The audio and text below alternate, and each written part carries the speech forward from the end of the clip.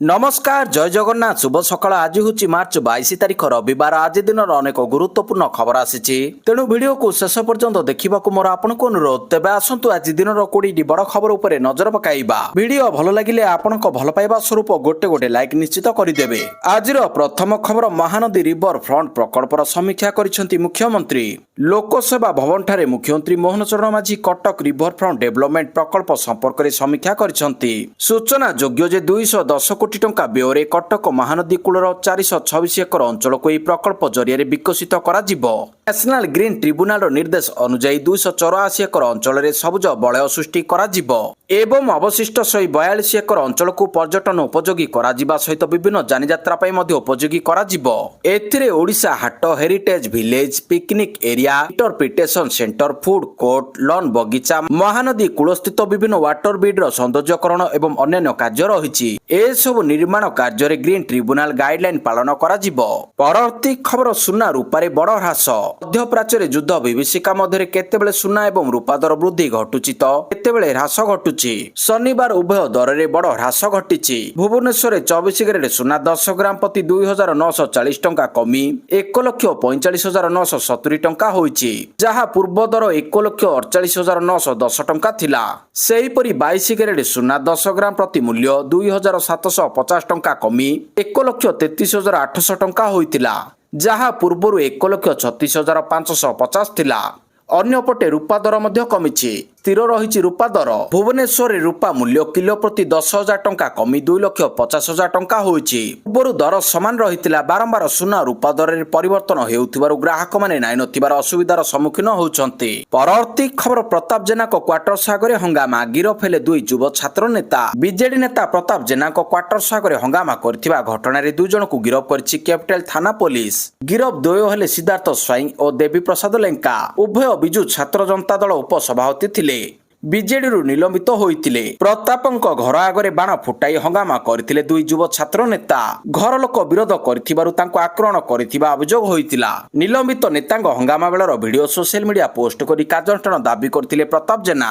परवर्ती खबर एप्रिल में एवं जून 2026 रो एकाथर के राशन पाइबे देश में लक्ष लक्ष राशन कार्ड धारी खुशी खबर एई वर्ष एका संगरे 3 मासर राशन जोगाई दिया जिवो। यह सीधा सड़क सेमानक दैनंदिन आवश्यकता पाई सरकारी राशन उपर निर्भर करथिबा परिवार गुडी को लाभ देबो। यह समय बंचाइबो बारंबार धाड़ी रे ठिया हेबार आवश्यकता दूर करिबो एवं दूर दूरांतर रे रहुतिबा लोकंकु आश्वस्ति देबो। ए नूतन सरकारी व्यवस्था अनुसार योग्य राशन कार्डधारी माने एबे एप्रिल में एवं जून 2026 रो एकाथर के राशन पाइबे। एहार अर्थ हेउची प्रति मासरे राशन दुकान को जीवार आवश्यकता रहिबो नाही। राशन संग्रह करिबा पई हिताधिकारी मानकु सेमानकर निकटतम फेयर प्राइस दुकान पीपीएस को जीवाकू पड़िबो। सरकार को द्वारा निर्दिष्ट तारीख एवं समय अनुसार राशन बंटन करा जिवो। परवर्ती खबर डिजिटल अरेस्ट दुर्नीति विरोध रे केंद्र सरकार को कार्यानुष्ठान ब्लॉक हेबो एई सब अकाउंट एवं डिवाइस आईडी व्हाट्सएप संपर्क रे एक बड़ निष्पत्ति नेछंती केंद्र सरकार। डिजिटल अरेस्ट पई व्यवहृत डिवाइस आईडी गुडी को ब्लॉक करबा को व्हाट्सएप को निर्देश दैछंती। केंद्र गृह मंत्रालय एहार साइबर शाखा Indian cyber crime coordination centre एक रिपोर्ट आधार रे निष्पत्ति नेछि। सरकार को निर्देश पर व्हाट्सएप भली प्लेटफॉर्म गुडी को एबे स्काइप भली सुरक्षा फीचर कार्यकारी करबा विषय विचार करूछंती। आईटी नियम 2021 अनुसार तदंतकारी एजेंसी गुडी को तदंत रे सहायता करबा पई 180 दिन पई डिलीट करा जायथिबा अकाउंट तथ्य संरक्षण करबा को बाध्यतामूलक करा जाय पारे।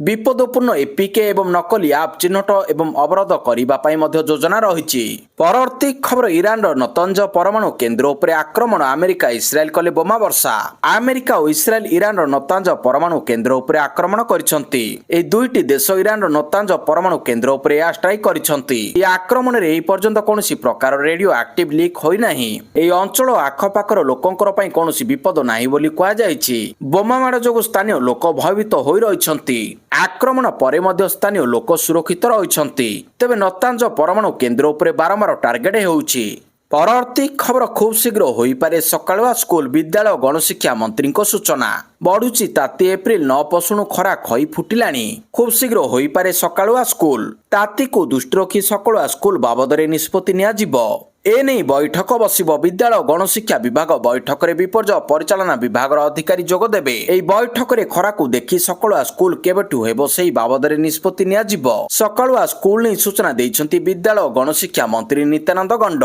राज्य में तापमात्रा वृद्धि पाइबारे लागिछि 40 डिग्री मुहापारद। 14 तारिखରୁ पश्चिम ओडिशार किछि जिल्ला रे ताती 40 डिग्री छुईबा नै पूर्वानुमान करिछि भुवनेश्वर पाणीपाग केन्द्र। तेबे आजिठारु तापमात्रा 2 ରୁ 3 डिग्री सेल्सियस वृद्धि पाइबो। सुंदरगढ़ संबलपुर बरगढ़ नुआपड़ा भवानीपाटना तापमात्रा 39 डिग्री रहिबो। परवर्ती खबर आईपीएल सीजन पूर्व बढ़िला केकेआर टेंशन हर्षित राणा पर आकाशदीप पड़िले बाद। आईपीएल 2000 सीजन पूर्व बढ़िला कोलकाता नाइट राइडर्स रो मुस्किल। टीम सबुठारु अधिक पैसा सहित मिनी निलाम रे प्रवेश करथिला। दल केमरेन ग्रीन एवं माथिसा पाथरानक भली श्रेष्ठ खेलाड़ीक पई बहुत टंका खर्च करथिला। हेले हर्षित राणाक पर एबे द्रुत बॉलर आकाशदीप मध्ये आईपीएल 2026 रु बाद पड़िछन्ति। खबर अनुसार आकाशदीप आगामी सीजन रे गोटिए मध्ये मैच खेली पारिबे नाही। कोलकाता नाइट राइडर्स मिनी निलाम रे आकाशदीप को 1 कोटी टंका किनिथिला। दक्षिण आफ्रिका विपक्ष मैच समय आघात पाइबा परे हर्षित राणा आईपीएल रु बाद पड़िथिले। परवर्ती खबर आउ चुक्ति भित्तिक शिक्षक नियुक्त हेबो नाही कहले मंत्री। राज्य रे आउ चुक्ति भित्तिक शिक्षक नियुक्ति हेबे नाही एने विद्यालय गणशिक्षा मंत्री नित्यानंद गंड सूचना दैछन्ति। 3 वर्ष रे नियुक्त हेबो 45,000 शिक्षक। चलित वर्ष 15,000 रु अधिक शिक्षक नियुक्त हेबाकू जाउछन्ति। युद्धकालीन भित्तिरे स्कूल रो चेयर एवं डेस्क जोगाई दिया जिवो। परवर्ती खबर वनाग्नि को नहीं मुख्यमंत्री को उद्वेग। विश्व वन दिवस रे जंगल निया को वृद्धि को नहीं मुख्यमंत्री उद्वेग प्रकाश करिसेंति। जंगल रे मनुष्यकृत निया लगा जाउछि। एहा देखि मते कष्ट लागुछि। निया लगाउथिबा लोकन को चिन्हट कराजिबो दृढ़ कार्यानुष्ठान हेबो। परवर्ती खबर प्रताप जेना को बासभवन उपरे आक्रमण नवीन को तीव्र निंदा। बिजु जनता दलर वरिष्ठ नेता पूर्वतन मंत्री प्रताप जेना को बासभवन उपरे सशस्त्र आक्रमण को तीव्र निंदा करबा सह तुरंत एही घटना रे कड़ा कार्यानुष्ठान ग्रहण करबा सह अपराधी को गिरफ कराଯାଉ ବୋଲି सोशल मीडिया रे पोस्ट करछन्ति विरोधी दलर नेता नवीन पटनायक। परवर्ती खबर पखाल पई Guinness book of world record कला ओडिशा। पखाल दिवस अवसर रे ओडिशा एक ऐतिहासिक मुहूर्तर साक्षी होइछि। पखाल पई राज्य पर्यटन विभाग Guinness book of world record स्थापन करिछि। 1017 किलोग्राम पखाल एक विशाल पात्र रे प्रस्तुत करी परसिबा द्वारा এই ঐতিহাসিক সফলতা হাসল করা যাইছি। মুখ্যমন্ত্রী মোহন মাঝি পখাল পাই গিনিজ রেকর্ড সম্পর্কে এক্স রে প্রতিক্রিয়া রখিছন্তি। সে কহিছন্তি যে পখাল পাই গিনিজ রেকর্ড সব ওড়িয়াଙ୍କ গর্ব। রাজ্যর খাଇବା বর্তমান লোকাল রু গ্লোবাল রে পਹੁंचिछि। পখাল বিশ্বস্তরে ওড়িশাକୁ ଏକ ସ୍ୱତନ୍ତ୍ର ପରିଚୟ ଦେଇଛି ବୋଲି ମୁଖ୍ୟମନ୍ତ୍ରୀ କହିଛନ୍ତି। ଭାରତର ବିଭିନ୍ନ ସ୍ଥାନରେ ଏବଂ ବିଶ୍ୱର ବିଭିନ୍ନ ସ୍ଥାନରେ ରହୁଥିବା ଓଡିଆ ମାନେ ଏହି ଦିନକୁ ଗର୍ବର ସହିତ ପାଳନ କରୁଛନ୍ତି। ପରବର୍ତ୍ତୀ ଖବର ଆଗାମୀ 5 ବର୍ଷ ମଧ୍ୟରେ ରାଜ୍ୟରେ ହେବ 15,000 କିଲୋମିଟର ବିଶ୍ୱସ୍ତରୀୟ रास्ता। बजेट आलोचना समय पूर्तमंत्री पृथ्वीराज हरिचंदन निज विभाग खर्च दाबी उपस्थापित करथिले।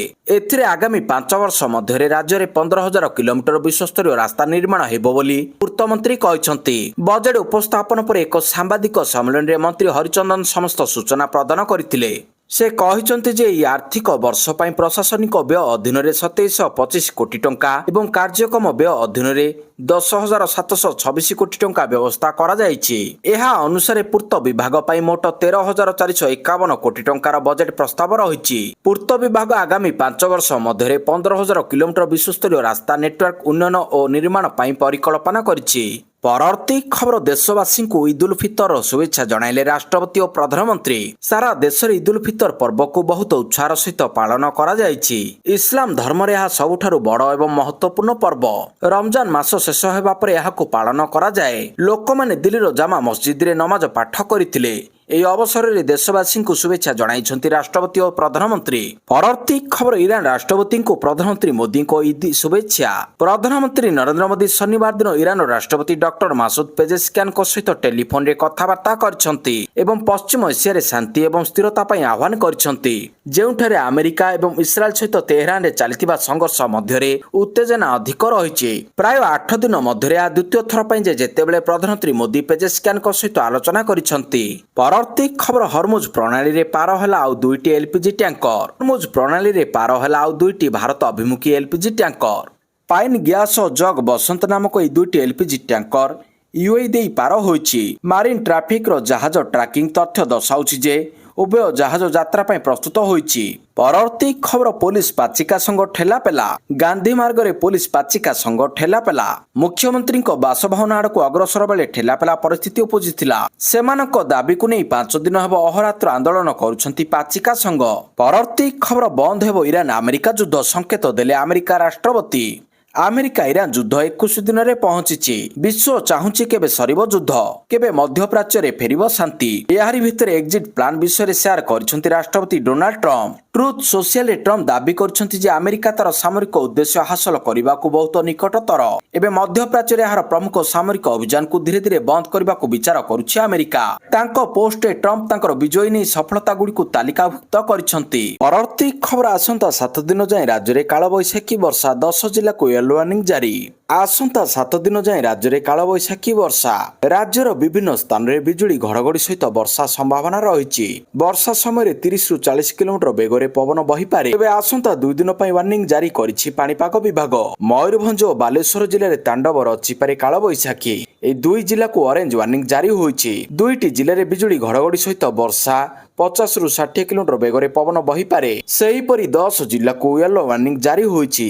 ଏହି ଜିଲ୍ଲାଗୁଡ଼ିକ ହେଲା ସୁନ୍ଦରଗଡ଼, କେନ୍ଦୁଝର, ଭଦ୍ରକ, ଯାଜପୁର, କେନ୍ଦ୍ରାପଡ଼ା, କଳାହାଣ୍ଡି, କନ୍ଧମାଳ, କୋରାପୁଟ, ନବରଙ୍ଗପୁର ଓ ମାଲକାନଗିରି। ଆଜି ମୟୂରଭଞ୍ଜ ଓ କେନ୍ଦୁଝର ଜିଲ୍ଲା ପାଇଁ ୟେଲୋ ଆଲର୍ଟ ଜାରି ହୋଇଛି। ଏହି 2 ଜିଲ୍ଲାରେ ବର୍ଷା ସହ 30 ରୁ 40 କିଲୋମିଟର ବେଗରେ ପବନ ବହିପାରେ। ତେବେ ଆଜି ଏହି 2 ଜିଲ୍ଲାକୁ ମିଶାଇ ଉପକୂଳ ଓଡ଼ିଶା, ଉତ୍ତର ଓଡ଼ିଶା ଓ ଦକ୍ଷିଣ ଓଡ଼ିଶାର 14 ଜିଲ୍ଲାରେ ହାଲୁକାରୁ ମଧ୍ୟମ ଧରଣର ବର୍ଷା ସମ୍ଭାବନା ଅଛି। ଆସନ୍ତା 28 ତାରିଖ ପର୍ଯ୍ୟନ୍ତ ରାଜ୍ୟର ବିଭିନ୍ନ ଅଞ୍ଚଳରେ ହାଲୁକାରୁ ମଧ୍ୟମ ଧରଣର ବର୍ଷା ସମ୍ଭାବନା ଥିବା ପୂର୍ବାନୁମାନ କରିଛି ଆଞ୍ଚଳିକ ପାଣିପାଗ କେନ୍ଦ୍ର। ପରବର୍ତ୍ତୀ ଖବର ଜୁନରେ ଭାରତ ଆୟର୍ଲାଣ୍ଡ T20 ବିଶ୍ୱବିଜୟୀ ଭାରତୀୟ କ୍ରିକେଟ ଦଳ ପାଇଁ ଆସିଛି ଆଉ ଏକ ଖୁସିର ଖବର। ଚଳିତ ବର୍ଷ ଜୁନ ମାସରେ ଭାରତୀୟ ଦଳ ଆୟର୍ଲାଣ୍ଡ ଗସ୍ତ କରିବାକୁ ଯାଉଛି, ଯେଉଁଠାରେ 2ଟି T20 ମ୍ୟାଚର ଏକ ସିରିଜ ଖେଳାଯିବ। ବିଶେଷ କଥା ହେଉଛି ଦୀର୍ଘ 19 ବର୍ଷ ପରେ ଦଳ ପୁଣି ଥରେ ବିଲଫାଷ୍ଟ ମଇଦାନରେ ଖେଳିବାକୁ ଯାଉଛି, ଯାହାକୁ ନେଇ କ୍ରିକେଟ ମହଲରେ ଉତ୍ସାହ ବଢିଛି। ଏନେଇ ବିସିସିଆଇ ପକ୍ଷରୁ ସମ୍ପାଦକ ଦେବଜିତ ସାଇକିଆ ଶନିବାର ଔପଚାରିକ ଘୋଷଣା କରିଛନ୍ତି। ଜୁନ 26 ଓ 28 ତାରିଖରେ ଏହି 2ଟି ମ୍ୟାଚ ଆୟୋଜିତ ହେବ। ଏହି ସିରିଜ ପରେ ଭାରତୀୟ ଦଳ ଇଂଲଣ୍ଡ ଗସ୍ତ କରି ସୀମିତ ଓଭର କ୍ରିକେଟ ଖେଳିବାର କାର୍ଯ୍ୟସୂଚୀ ରହିଛି। ପରବର୍ତ୍ତୀ ଖବର କମର୍ସିଆଲ ଗ୍ୟାସ ଯୋଗାଣ 20% ବୃଦ୍ଧି। ରାଜ୍ୟଗୁଡ଼ିକୁ ଏଲପିଜି ଯୋଗାଣ ନେଇ କେନ୍ଦ୍ର ସରକାରଙ୍କ ବଡ଼ ନିଷ୍ପତ୍ତି। ଆସନ୍ତା 23 ରୁ ଆବଣ୍ଟନ ହେବ ଅତିରିକ୍ତ 20% କମର୍ସିଆଲ ଏଲପିଜି। ଏନେଇ ସବୁ ରାଜ୍ୟକୁ ପେଟ୍ରୋଲିୟମ ମନ୍ତ୍ରାଳୟ ପକ୍ଷରୁ ଚିଠି ଦିଆଯାଇଛି। ରେଷ୍ଟୁରାଣ୍ଟ, ଢାବା, ହୋଟେଲ, ଇଣ୍ଡଷ୍ଟ୍ରିଆଲ କ୍ୟାଣ୍ଟିନକୁ ଗୁରୁତ୍ୱ ଦିଆଯାଇଛି। ଖାଦ୍ୟ ପ୍ରକ୍ରିୟାକରଣ ୟୁନିଟ୍, କମ୍ୟୁନିଟି କିଚେନକୁ ମଧ୍ୟ ଗୁରୁତ୍ୱ ଦିଆଯାଇଛି। ପରବର୍ତ୍ତୀ ଖବର ବିଜେଡିର 6 ବିଧାୟକ ନିଲମ୍ବିତ। ବିଜେଡିରୁ 6 ଜଣ ବିଧାୟକ ନିଲମ୍ବିତ। ବିଜେଡି ପିଏସି ବୈଠକ ପରେ ପ୍ରମିଳା ମଲ୍ଲିକଙ୍କ ସୂଚନା। ପ୍ରମିଳା କହିଲେ ସଭ୍ୟପଦ ରଦ୍ଦ ପାଇଁ ବାଚସ୍ପତିଙ୍କୁ କୁହାଯିବ। ବିଜେଡି ଆଇନଗତ ଲଢ଼େଇ ଲଢ଼ିବ।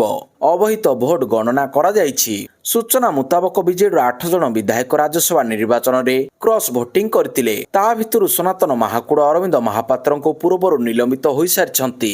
ଶନିବାର ସନ୍ଧ୍ୟାରେ ନବୀନ ନିବାସରେ ପିଏସି ବୈଠକ ବସିଥିଲା। ଏହି ବୈଠକରେ ମୁଖ୍ୟତଃ ଦଳ ବିରୋଧୀ କାର୍ଯ୍ୟ କରି କ୍ରସ୍ ଭୋଟିଂ କରିଥିବା 6 ଜଣ ବିଧାୟକଙ୍କୁ ନିଲମ୍ବିତ କରାଯାଇଛି ବୋଲି ନିଷ୍ପତ୍ତି ନିଆଯାଇଛି। ସୂଚନା ଅନୁସାରେ ଏହି ବିଧାୟକମାନେ ଦଳ ପକ୍ଷରୁ ଜାରି କରାଯାଇଥିବା କାରଣ ଦର୍ଶାଅ ନୋଟିସର ଜବାବ ଦେଇଥିଲେ। ନିଲମ୍ବିତ ହୋଇଥିବା 6 ଜଣ ବିଧାୟକ ହେଲେ ଚକ୍ରମଣି କହଁର, ନବକିଶୋର ମଲ୍ଲିକ, ସଭିକ ବିଶ୍ୱାଳ, ସୁବାସିନୀ ଜେନା, ରମାକାନ୍ତ ଭୋଇ, ଦେବୀରଞ୍ଜନ ତ୍ରିପାଠୀ। ଏନେଇ ବିରୋଧୀ ଦଳର ମୁଖ୍ୟ ସଚେତକ ପ୍ରମିଳା ମଲ୍ଲିକଙ୍କ ପକ୍ଷରୁ ସୂଚନା ଦିଆଯାଇଛି। ପରବର୍ତ୍ତୀ ଖବର ତୃତୀୟ ଥର ପାଇଁ ଜାପାନ ଚାମ୍ପିୟନ। ଚଳିତ ମହିଳା ଏସିଆନ କପ୍ ଫୁଟବଲ ଟୁର୍ଣ୍ଣାମେଣ୍ଟରେ ଜାପାନ ଚାମ୍ପିୟନ ହୋଇଛି। ଶନିବାର ଷ୍ଟାଡିୟମ ଅଷ୍ଟ୍ରେଲିଆରେ ଅନୁଷ୍ଠିତ ଫାଇନାଲରେ ମାଇକା ହାମନେଙ୍କ ଗୋଲ ବଳରେ ଜାପାନ 1-0 ଗୋଲରେ ଅଷ୍ଟ୍ରେଲିଆକୁ ପରାସ୍ତ କରି ଏହି ସଫଳତା ପାଇଛି। 21 ବର୍ଷୀୟ ହାମାନୋ 17ତମ ମିନିଟରେ ମିଡଫିଲ୍ଡରୁ ପାଇଥିବା ପାସକୁ ଗୋଲରେ ପରିଣତ କରିଥିଲେ, ଯାହାକି ଦଳର ବିଜୟ ଲାଗି ଯଥେଷ୍ଟ ସାବ୍ୟସ୍ତ ହୋଇଥିଲା। ମହିଳା ଏସିଆନ କପ୍ ଟୁର୍ଣ୍ଣାମେଣ୍ଟର ଗତ ଚତୁର୍ଥ ସଂସ୍କରଣରେ ଏହା ଜାପାନର ତୃତୀୟ ଟାଇଟଲ। ଏଥିପୂର୍ବରୁ ଜାପାନ 2014 ଓ 2018ରେ ଚାମ୍ପିୟନ ହୋଇଥିଲା। ଉଭୟ ଥର ଫାଇନାଲରେ ଅଷ୍ଟ୍ରେଲିଆ ପରାସ୍ତ ହୋଇଥିଲା। ପରବର୍ତ୍ତୀ ଖବର ଅହମ୍ମଦାବାଦରେ ଓଡ଼ିଶା ପର୍ବ 2026 ଉଦ୍ଘାଟିତ। ଓଡ଼ିଶାର ଉପମୁଖ୍ୟମନ୍ତ୍ରୀ ଶ୍ରୀମତୀ ପ୍ରଭାତୀ ପରିଡ଼ା ଶନିବାର ଅହମ୍ମଦାବାଦର ଗୁଜରାଟ ବିଶ୍ୱବିଦ୍ୟାଳୟ କନଭେନସନ ଏବଂ ପ୍ରଦର୍ଶନୀ କେନ୍ଦ୍ରଠାରେ 3 ଦିନିଆ ଓଡ଼ିଶା ପର୍ବ 2024କୁ ଉଦ୍ଘାଟନ କରିଛନ୍ତି। ଏହି ଅବସରରେ ଗୁଜରାଟର ଉପମୁଖ୍ୟମନ୍ତ୍ରୀ ଶ୍ରୀ ହର୍ଷ ରମେଶ କୁମାର ସଂଘାବି ସମ୍ମାନିତ ଅତିଥି ଭାବରେ ଯୋଗ ଦେଇଥିଲେ। ମାର୍ଚ୍ଚ 21ରୁ 23 ପର୍ଯ୍ୟନ୍ତ ଆୟୋଜିତ ଏହି ମହୋତ୍ସବ ଓଡ଼ିଶାର ସମୃଦ୍ଧ ସାଂସ୍କୃତିକ ଐତିହ୍ୟ ଏବଂ ପର୍ଯ୍ୟଟନର ଏକ ବିରଳ ପ୍ରଦର୍ଶନୀ ଅଟେ। ଉପମୁଖ୍ୟମନ୍ତ୍ରୀ ପରିଡ଼ା ସଭାକୁ ସମ୍ବୋଧିତ କରି ଓଡ଼ିଶା ପର୍ବକୁ ଏକ ପ୍ରମୁଖ ସାଂସ୍କୃତିକ ପ୍ରସାର କାର୍ଯ୍ୟକ୍ରମ ଭାବରେ ଅଭିହିତ କରିଥିଲେ।